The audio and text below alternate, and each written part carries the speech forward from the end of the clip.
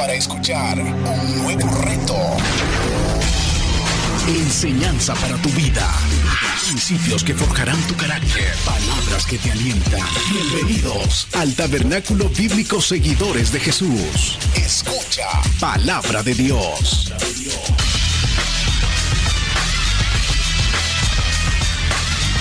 Deuteronomio capítulo 8. Recuerde que estamos en esta serie que la tenemos todos los domingos, el último domingo de cada mes, viendo a Jesús en cada libro de la Biblia. Y el título del mensaje de esta mañana: Jesús, el maná que descendió del cielo. Cuando todos tengan Deuteronomio 8 del 1 al 5, denme un fuerte amén. Así dice el Señor: cuidaréis de poner por obra todo mandamiento que yo os ordeno hoy, para que viváis y seáis multiplicados, y entréis y poseáis la tierra que Jehová prometió con juramento a vuestros padres.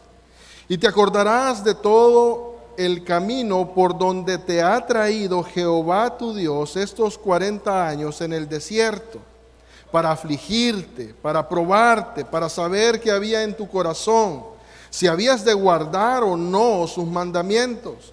Y te afligió, y te hizo tener hambre, y te sustentó con maná, comida que no conocías tú ni tus padres habían conocido, para hacerte saber que no solo de pan vivirá el hombre, mas de todo lo que sale de la boca de Jehová vivirá el hombre. Tu vestido nunca se envejeció sobre ti, ni el pie se te ha hinchado en estos 40 años. Reconoce a sí mismo en tu corazón que como castiga el hombre a su hijo, así Jehová tu Dios te castiga. Vamos a orar. Padre, gracias. Gracias, Señor, por el privilegio de poder predicar tu palabra. Yo, Señor, reconozco que no estoy capacitado para hacer esta labor, por eso yo te ruego, Señor, que sea solamente un instrumento en tus manos. Úsame, Señor, a pesar de mí, úsame, te ruego. Te ruego que perdones mis pecados. Los confieso y me aparto para alcanzar gracia y misericordia. Señor, oro por los corazones acá reunidos y los amigos y hermanos que nos ven a través de las plataformas digitales. Prepara su mente, Señor, dales una mente receptiva y un corazón blando que pueda atesorar tu palabra. Te ruego, Señor, que nos ayudes a la palabra que vamos a recibir, meditarla, rumiarla y ponerla por obra, Señor. Ayúdanos a ser hacedores, por favor. En el nombre de nuestro Señor Jesucristo te lo pedimos. Amén y amén. Pueden sentarse, hermanos.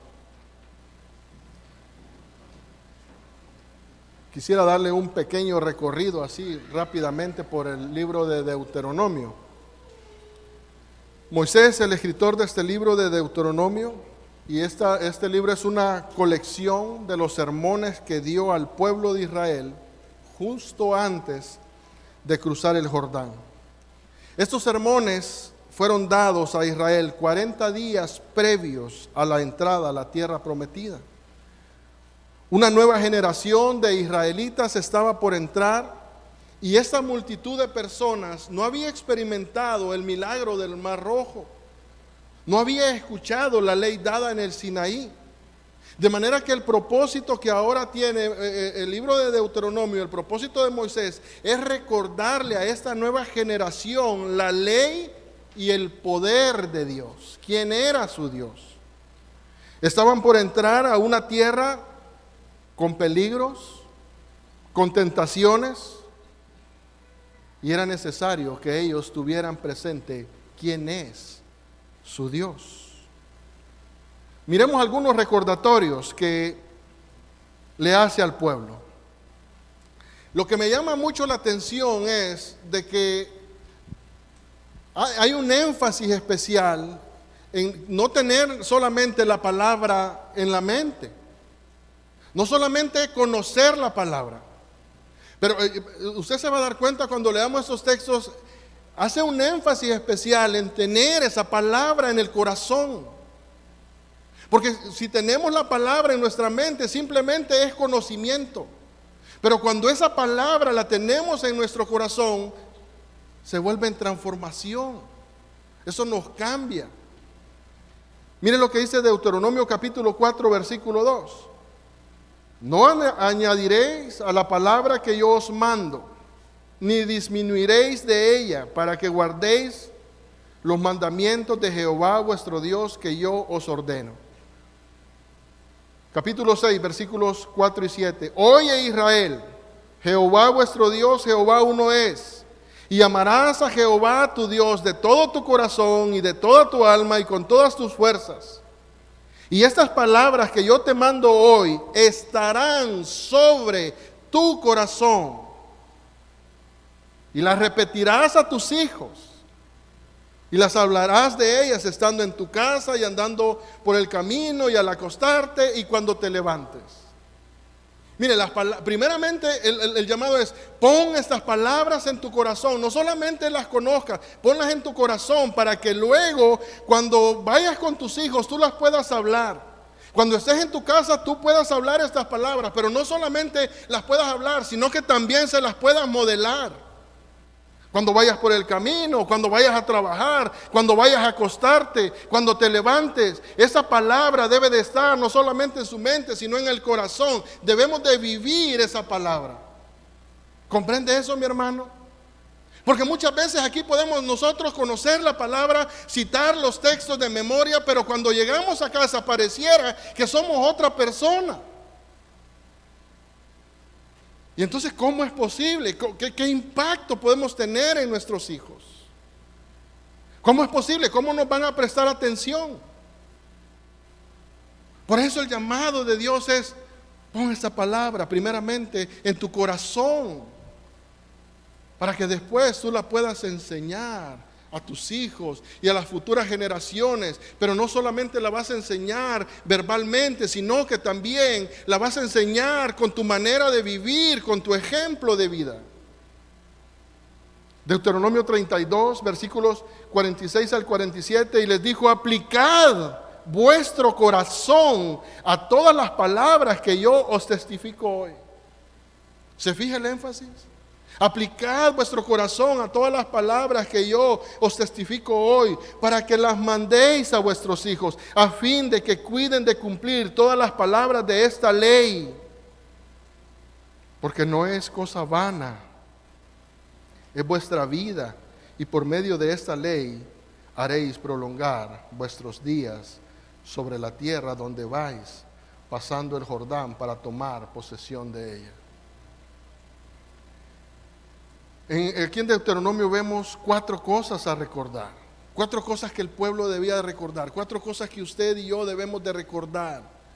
Número 1, la fidelidad de Dios. Nunca olvide, Dios es fiel, a pesar de cualquier circunstancia. Nunca olvide, Dios es fiel. Número 2, la santidad de Dios. El pueblo debía recordar que su Dios es un Dios santo.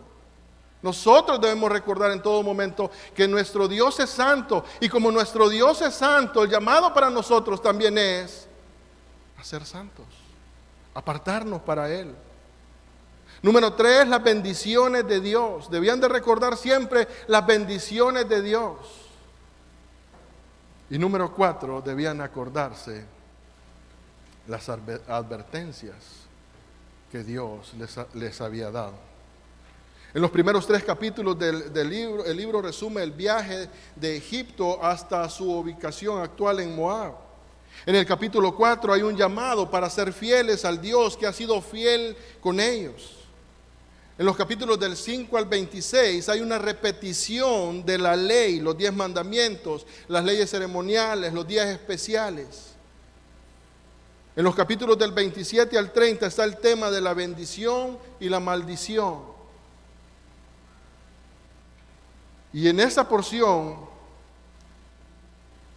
termina de las bendiciones y las maldiciones, termina en el capítulo 30, versículo 19, y aquí el Señor les dice: a los cielos y a la tierra llamo por testigos hoy contra vosotros, porque os he puesto delante la vida y la muerte, la bendición y la maldición.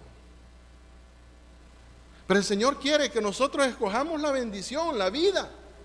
Miren lo que sigue diciendo el texto: escoge pues la vida para que vivas tú y tu descendencia. Y en los capítulos finales Moisés comisiona a su sucesor, Josué. Hemos hecho un pequeño recorrido por el libro de Deuteronomio. Antes de ir a nuestro texto base, déjeme decirle algo más. Y lo que vemos aquí, que también es que Moisés le recuerda al pueblo de Dios una de las razones por las que tuvo que ser afligido y pasar hambre en el desierto. Y una de esas razones fue la falta de amor y obediencia a la palabra de Dios. Y Dios tuvo que humillar a este pueblo en el desierto. Y recordemos algo, hermanos, y es que el hombre en su condición natural es apático a la palabra de Dios. El hombre no quiere. Así éramos nosotros en nuestro tiempo, es indiferente a la palabra de Dios. Usted, si encuentra cuando hay una persona que es inconversa y usted en todo momento le quiere hablar la palabra de Dios, de repente usted se va a dar cuenta que esa persona hasta le comienza a huir. Si usted, yo me acuerdo en El Salvador cuando vivía en El Salvador había un señor que trabajaba con nosotros, siempre andaba a su Biblia. Y en el momento de que terminaban a mediodía para el tiempo de almuerzo, él siempre buscaba acercársele a uno de los otros trabajadores. Pero al principio quizás cuando no lo conocían le escuchaban, pero luego había un fenómeno. El muchacho él solito ahí trabajando, leyendo la Biblia en el tiempo después del almuerzo. Y yo le digo, ¿y qué pasó? Y los otros, es que no les gusta estar conmigo. Porque el inconverso, cuando uno no conoce a Dios, se vuelve apático. Y es natural, porque en la Biblia nosotros vemos, en Ezequiel capítulo 11, dice que el hombre tiene un corazón de piedra. Cuando Pablo escribe a los Corintios, él le dice que Satanás ha cegado el entendimiento de los hombres de tal manera que tiene la mente entenebrecida. Cuando le escribe a Timoteo, le dice que tenga paciencia a Timoteo, que lo siga corrigiendo, que con humildad le siga enseñando, para que quizás Dios les conceda que se arrepientan y escapen del lazo del diablo en que están cautivos a voluntad de él. De manera que podemos ver que el hombre en su estado natural es apático a la palabra de Dios, no quiere la palabra de Dios. Pero cuando nosotros vemos algo diferente, es porque Dios nos ha hecho nacer de nuevo. Dios cambia el corazón de piedra, pone un corazón de carne. Dios hace resplandecer su luz sobre nosotros, quita ese velo de nuestros ojos. Dios nos liberta. Y entonces se supone, mis amados hermanos, que cuando estamos en Cristo, nuestro mayor deleite debe de ser la palabra de Dios. Pero ¿por qué muchas veces nosotros no vemos eso? ¿Por qué no vemos nosotros esa pasión en todo, en cada uno de los hermanos? Por la palabra de Dios. Eso debe de apasionarnos. Porque es que hay algunos que sí y otros que no, pero aunque sean cristianos. Y la respuesta a eso es, mi hermano, que muchas veces estamos comiendo muchas cosas del mundo. Estamos tan llenos de las cosas del mundo que no queremos sentarnos en la mesa del Señor. Porque hemos venido y hemos estado sentados, como dice John Piper, en la mesa del mundo.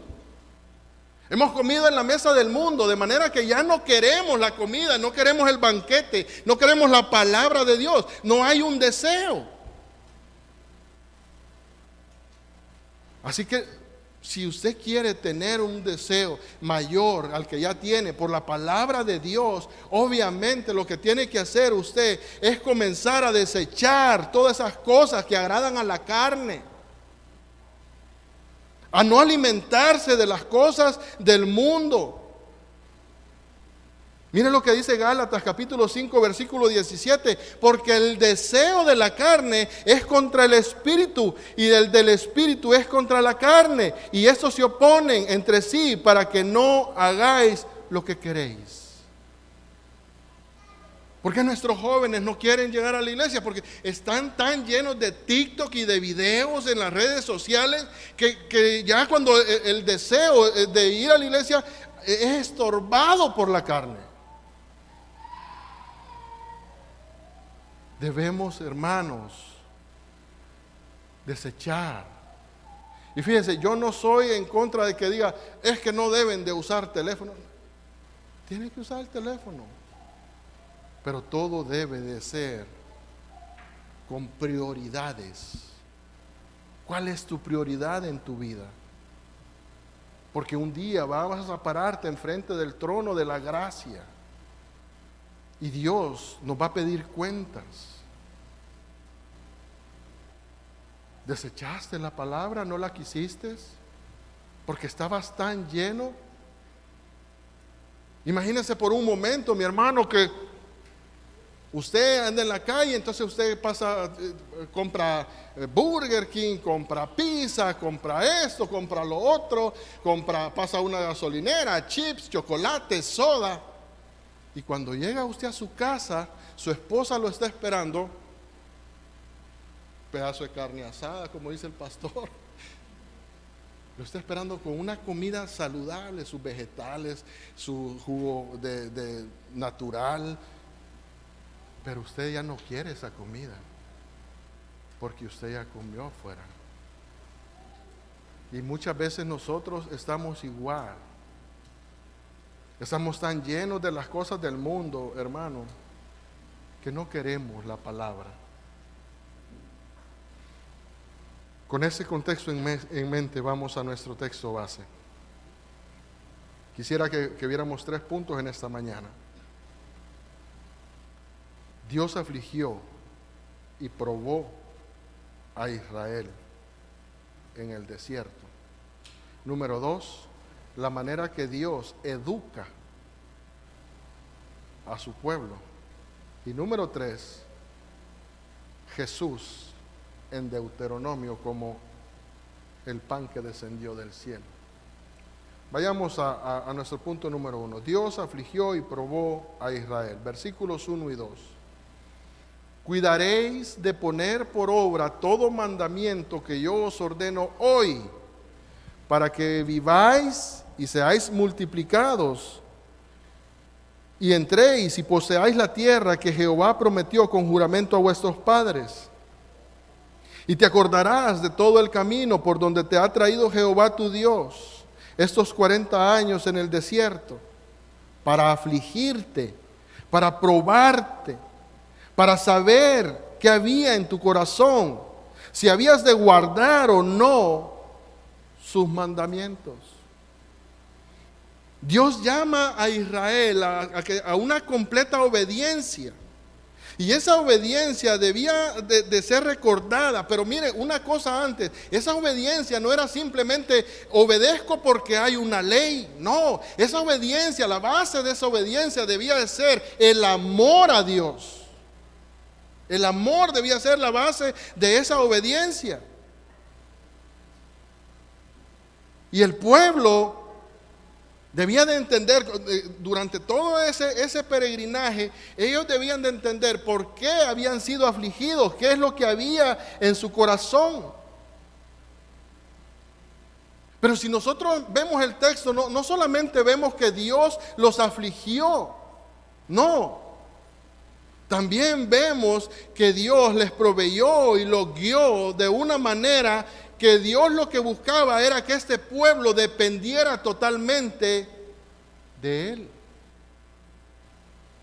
Piense, mi hermano, por un momento, muchas veces nosotros tenemos que ser afligidos porque ya nosotros estamos tratando de pensar que nosotros somos los más inteligentes, que nosotros somos los más fuertes, que esto, que el otro, y que somos autosuficientes. Y entonces el Señor tiene que tocar un pequeño nerviecito ahí de nuestro cuerpo y nos hace ver que somos débiles, que somos vulnerables y que nosotros tenemos que depender en cada momento de Él.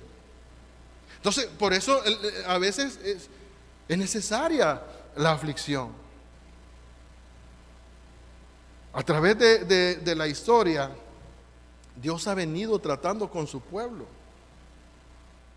y han tenido que ser afligidos. Y muchos de nosotros hemos tenido que ser afligidos para que aprendamos en medio de la aflicción obediencia. Para que aprendamos en medio de la aflicción dependencia a Dios, para que nosotros aprendamos a ser humildes. Porque por naturaleza, todos mis hermanos, no hay ninguno, todos somos orgullosos y la soberbia está ahí un poquito aplacada, pero si usted le va dando, esa sale. El orgullo y la soberbia salen.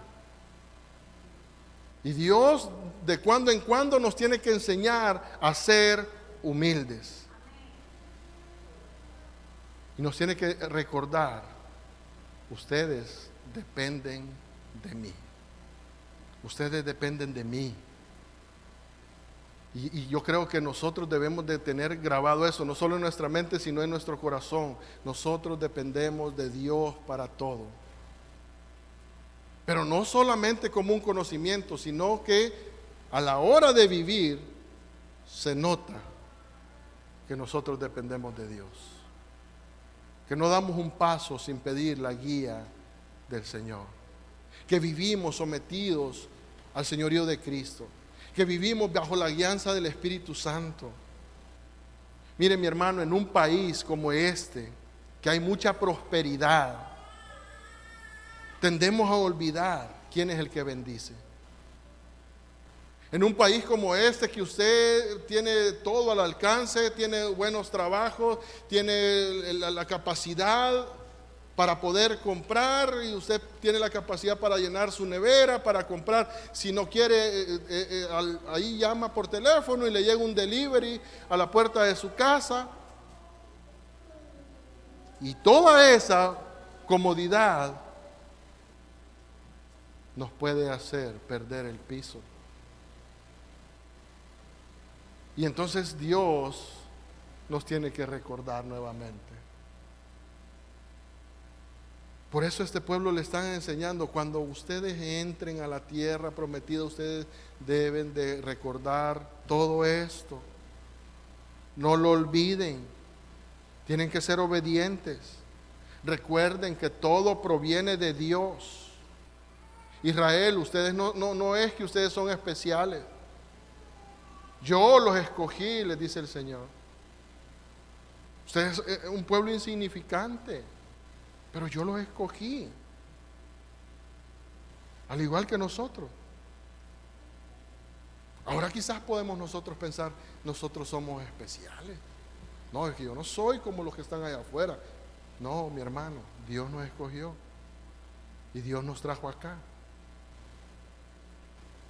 El pueblo de Israel tenía que aprender lo que ese trayecto en el desierto tenía que ser como una escuela. Mire, en el desierto, lo llevó al desierto, no conocían, sin agua, sin comida. ¿Qué les tocaba? Depender del Señor. Depender totalmente del Señor. Y en el desierto Él los guió, los protegió, les proveyó. Así debemos de aprender nosotros en todo momento, hermano. Que esos momentos de dificultad que hemos pasado no solamente sean un mal recuerdo, sino que sea una escuela que nos ha enseñado que Dios tiene cuidado de nosotros y que nosotros debemos de depender de Él de amarlo a Él, de obedecerlo. Los versículos 1 y 2 también nos muestran que la aflicción y la prueba sirve para revelar lo que hay en nuestro corazón. No que Dios necesite saber qué es lo que hay en su corazón, Él sabe lo que hay en su corazón. Pero a través de la aflicción usted se va a dar cuenta qué es lo que hay en su corazón, en quién confía. Dice, y te acordarás de todo el camino por donde te ha traído Jehová tu Dios estos 40 años en el desierto para afligirte, para probarte, para saber lo que había en tu corazón, si habías de guardar o no sus mandamientos. Punto número 3, la manera en que Dios educa a su pueblo. Versículos 3 al 5. Y te afligió, y te hizo tener hambre, y te sustentó con maná, comida que no conocías tú ni tus padres la habían conocido, para hacerte saber que no solo de pan vivirá el hombre, mas de todo lo que sale de la boca de Jehová vivirá el hombre. Tu vestido nunca se envejeció sobre ti, ni el pie se te ha hinchado en estos 40 años. Reconoce a sí mismo en tu corazón que como castiga el hombre a su hijo, así Jehová tu Dios te castiga. Mire, el texto dice que Dios utiliza esa aflicción como un método de enseñanza. A través de la aflicción, Dios primeramente nos enseña humildad. ¿Sabe por qué Dios nos enseña humildad? Porque es fácil para un corazón humilde volverse dependiente. Al orgulloso le cuesta volverse dependiente. El orgulloso lucha con la autosuficiencia. Por eso Dios, a través de la aflicción, nos enseña la humildad, porque es más fácil obedecer. Por eso, como le he repetido muchas veces, es necesaria para moldearnos. Dios forzó a Israel a depender totalmente de Él. Lo hizo tener hambre y lo sustentó con maná, una comida que no conocían. Pero fíjense en esto, Dios no solamente les dio el maná, sino que los hizo totalmente dependientes al darles una porción diaria. Porque si no, capaz que recogían un gran montón y ya otra vez ellos pensaban, hoy sí ya tenemos comida, ¿cómo podemos hablar ahora? No, y el Señor dice, si recogen más, se va a dañar. Y aprenden a depender de Dios. Pero también tenemos que decirlo, mis hermanos, y es que Dios no solamente nos enseña a través de las limitaciones. Dios no solamente nos enseña a través del sufrimiento, sino que también Dios nos enseña a través de la prosperidad, a través de la alegría. Y quizás puede ser un poco más difícil poner atención cuando todo va bien, pero aún en esa situación Dios nos quiere que nosotros entendamos que la salud, que lo que tenemos, todo proviene de Él. Mi hermano, así que en salud y en enfermedad nosotros debemos depender de Dios, depender de su palabra. Dice el versículo 3, para hacerte saber que no solo de pan vivirá el hombre. Esta lección era necesaria que la aprendiera. No solo de pan vivirá el hombre, mas de todo lo que sale de la boca de Jehová vivirá el hombre. Tristemente, hermanos, muchas veces nosotros desviamos nuestra mirada y la ponemos solo en las cosas materiales. Desviamos nuestra mirada y las ponemos en las cosas de este mundo.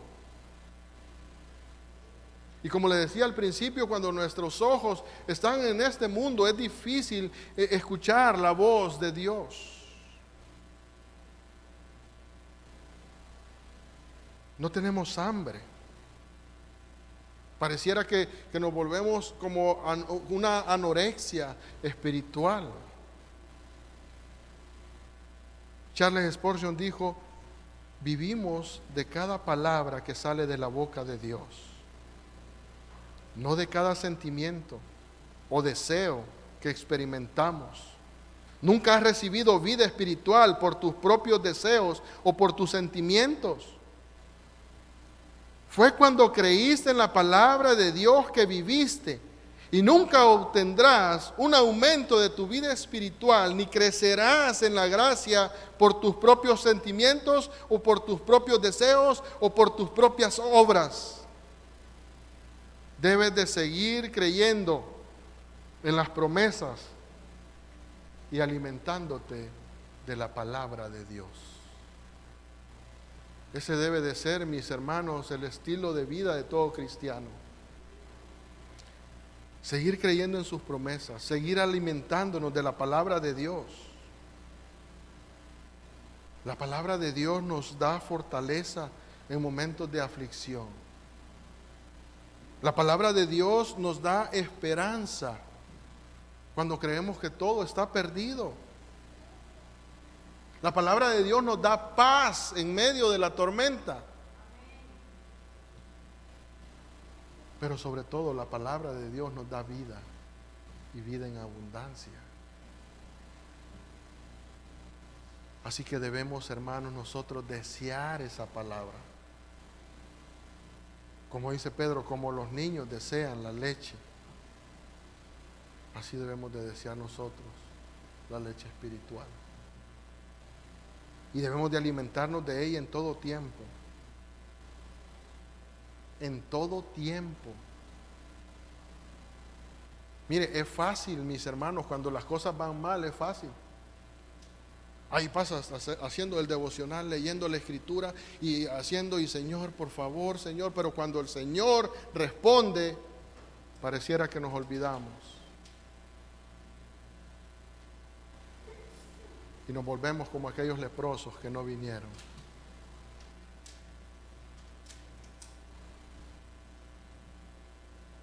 La palabra de Dios, mis hermanos, en la vida del cristiano debe de convertirse en aquel alimento que nosotros deseamos y necesitamos para vivir. No es algo que lo vamos a tener cuando pueda, cuando tenga tiempo. No, mi hermano, debemos de, así como usted se levanta en la mañana, yo no sé los que toman café, pero si usted toma café, lo primero que se le viene cuando uno se despierta, los que son cafeteros, es café. ¿Quiere café? No sé, algo, y usted puede estar platicando y todo, pero café. Lástima que se me fue el hermano Víctor, no porque le hubiéramos dicho la broma. Él dice: ¿qué color son tus ojos? Para que le digan café. Ah, café. Ay. No, pero mire, así como nosotros nos levantamos en la mañana con hambre, querer el desayuno, querer el almuerzo, querer la cena, así también debemos de desear la palabra. Para poder crecer, mis hermanos. Ese es el alimento que nosotros necesitamos. Dice el versículo 3: y te afligió y te hizo tener hambre y te sustentó con maná, comida que no conocías tú ni tus padres la habían conocido, para hacerte saber que no solo de pan vivir el hombre, mas de todo lo que sale de la boca de Jehová vivir el hombre. Este fue el pasaje que Jesús le citó a Satanás en el desierto cuando fue tentado a convertir las piedras en pan. Mire lo que dice Mateo, capítulo 4, versículos 3 y 4. Y vino el tentador y le dijo: si eres hijo de Dios, di que estas piedras se conviertan en pan. Él respondió y dijo: escrito está, no solo de pan vivir el hombre, sino de toda palabra que sale de la boca de Dios. Una vez un predicador, hablando acerca de este texto, dijo: Jesús ni siquiera pensó en que las piedras se convirtieran en pan. No solamente no lo dijo, sino que ni siquiera lo pensó, y me llamó mucho la atención porque dijo, si él hubiera pensado, esas piedras se hubieran convertido inmediatamente en pan. Pero él no pensó eso, porque Jesús cumplió a cabalidad lo que el Padre le había mandado. Escrito está, dijo, no solo de pan vivirá el hombre, sino de toda palabra que sale de la boca de Dios. Jesús, a diferencia del pueblo de Israel, siempre mostró su dependencia al Padre. Algo que podemos aprender nosotros es que Él apeló a la palabra en medio de la tentación. Mi hermano, ¿qué haces en medio de la tentación? Para poder apelar a la palabra tienes que nutrirte de la palabra. Tienes que conocer la palabra, porque si no, ¿cómo? Si no conoces la palabra, ¿cómo? ¿Entiendes lo necesario, hermano, de nutrirnos con la palabra de Dios?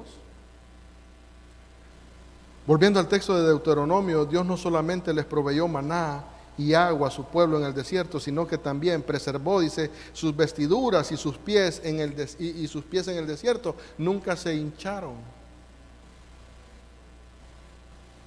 A través de la aflicción que pasó Israel podemos ver también, mis hermanos, la bondad de Dios, el amor de Dios, su provisión.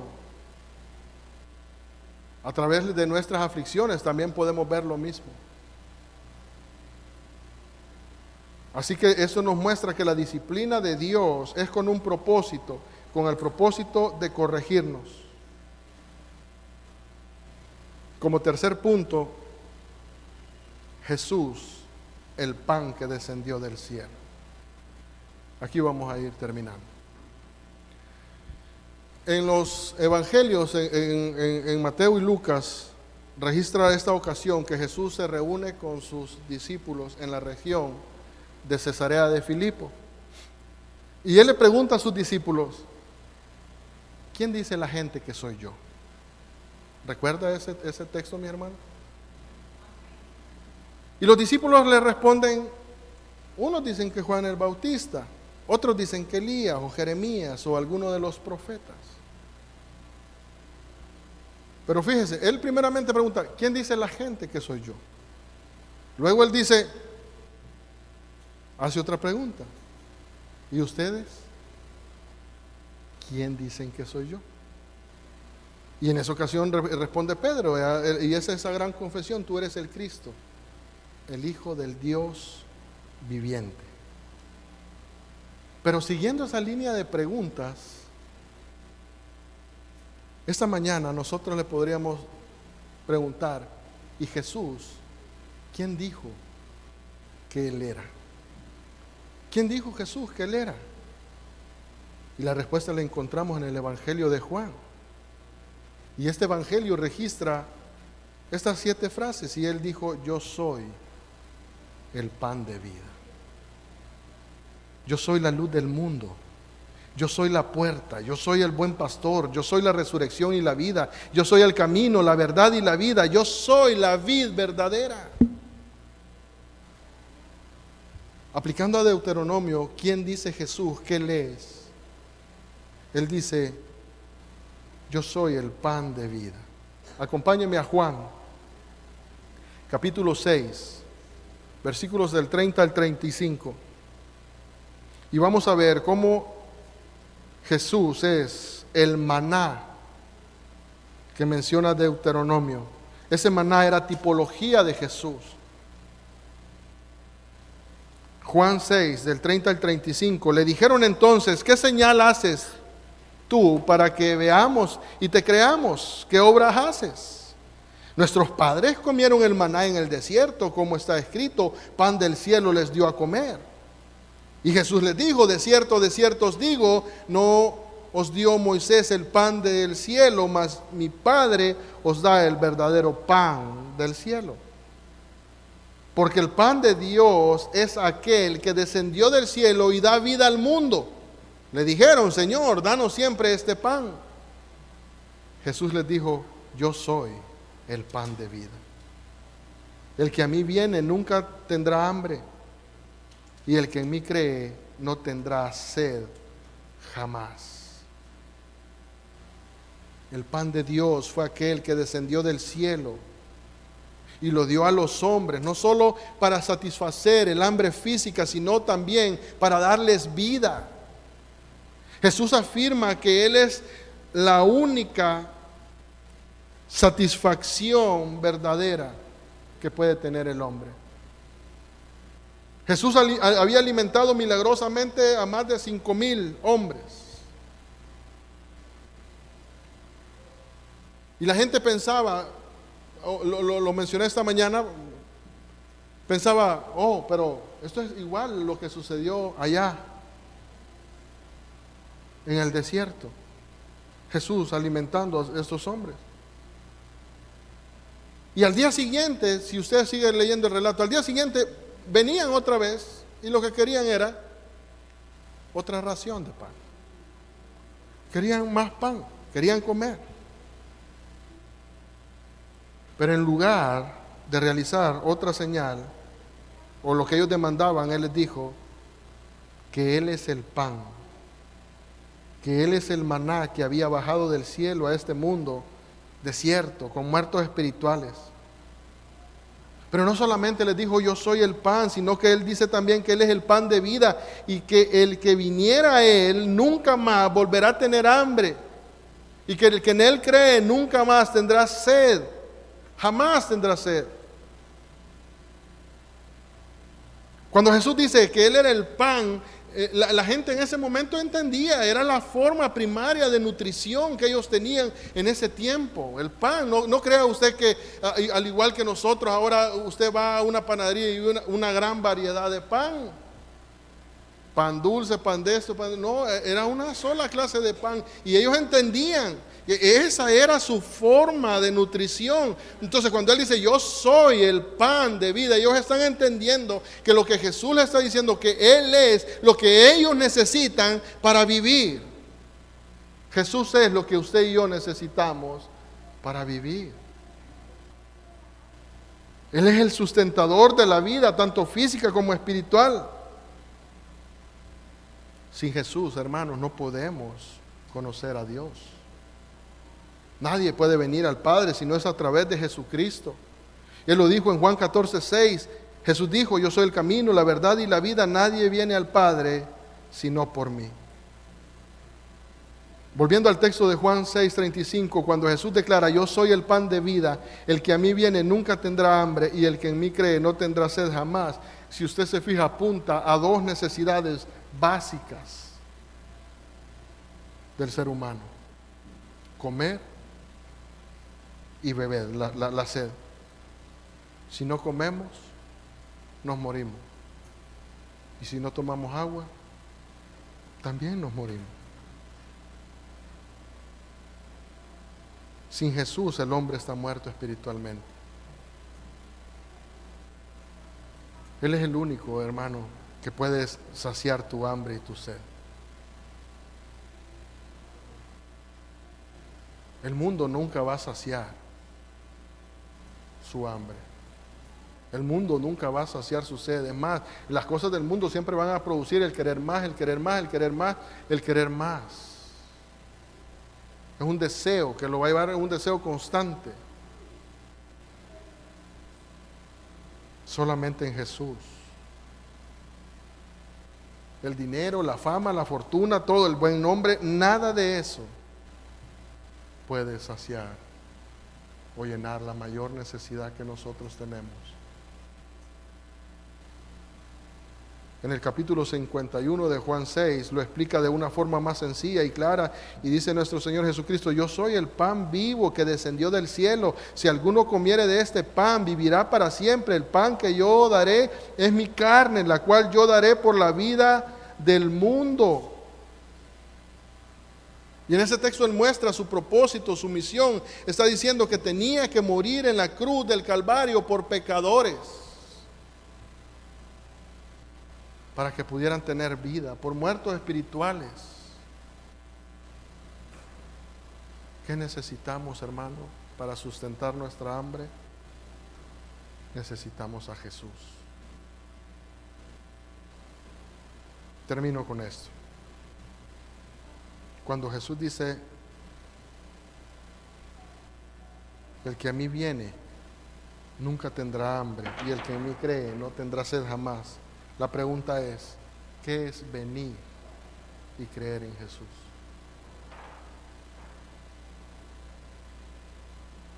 Venir y creer es reconocer nuestra condición de necesidad.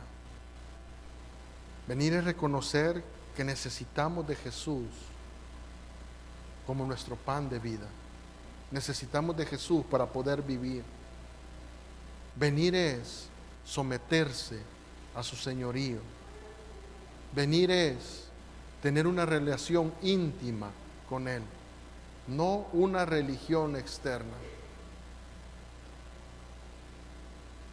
Él no quiere una religión. Él no quiere que tengamos algo mecánico. Él quiere que tengamos una relación de amor.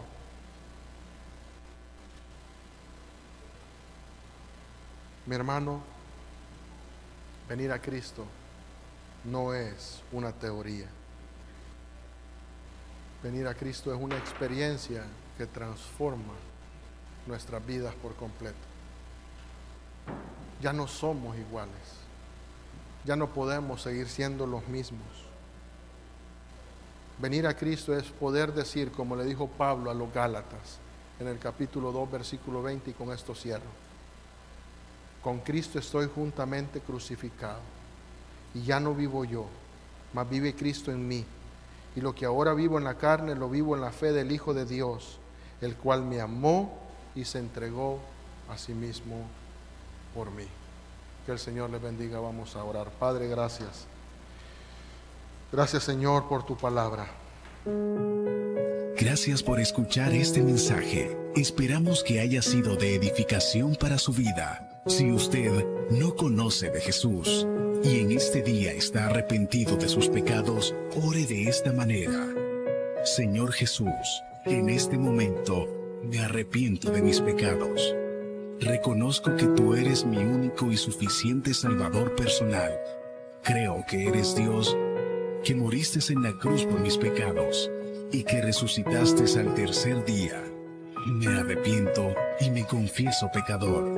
Señor, perdóname y acéptame como tu Hijo. Doy gracias al Padre por enviar a su Hijo a morir en la cruz por mi lugar. Gracias, Jesús, por aceptar mi vida. En Cristo Jesús, Señor y Dios nuestro. Amén.